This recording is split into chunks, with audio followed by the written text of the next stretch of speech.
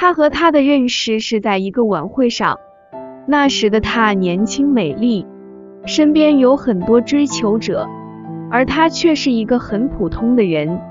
因此当晚晚会结束，他邀她一块去喝咖啡的时候，她很惊讶，然而出于礼貌，她还是答应了。坐在咖啡馆里，两个人之间气氛很是尴尬，没有什么话题，她只想尽快结束。但是当小姐把咖啡端上来的时候，她却突然说：麻烦你拿点盐过来，我喝咖啡习惯放点盐。当时她愣了，小姐也愣了，大家的目光都集中到了她身上，以至于她的脸都红了。小姐把盐拿过来了，她放了点进去，慢慢的喝着。她是个好奇心很重的女子，于是很好奇地问她：你为什么要加盐呢？她沉默了一会，很慢的几乎是一字一顿地说：小时候我家住在海边，我老是在海里泡着，海水打过来饮进嘴里又苦又咸，现在很久没回家了，咖啡里加盐，就算是想家的一种表现吧。她突然被打动了，因为这是她第一次听到男人在她面前说想家。想家的男人必定是顾家的男人，而顾家的男人必定是爱家的男人。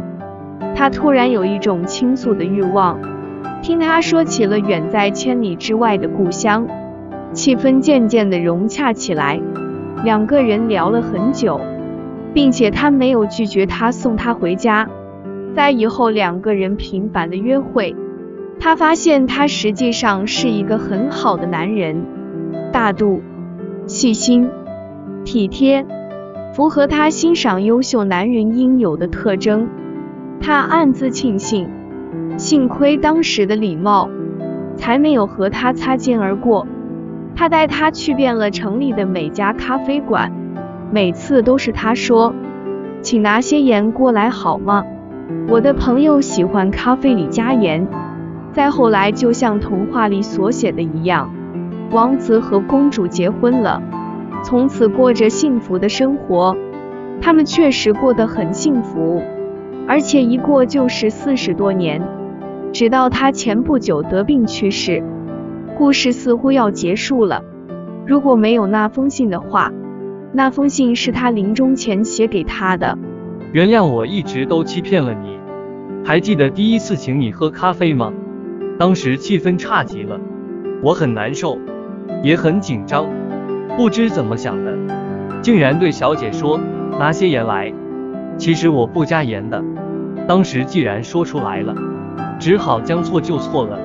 没想到引起你的好奇心，这一下让我喝了半辈子的加盐咖啡。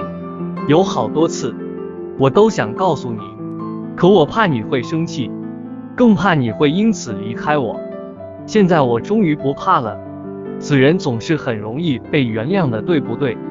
今生得到你是我最大的幸福，如果有来生，我还希望能娶到你。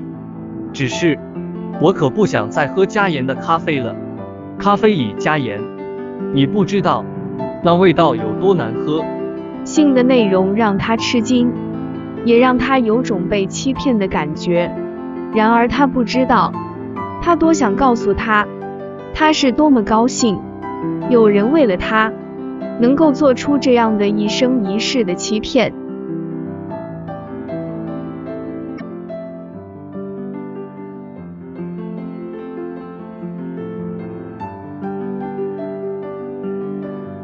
发现你心中的感动与欢乐。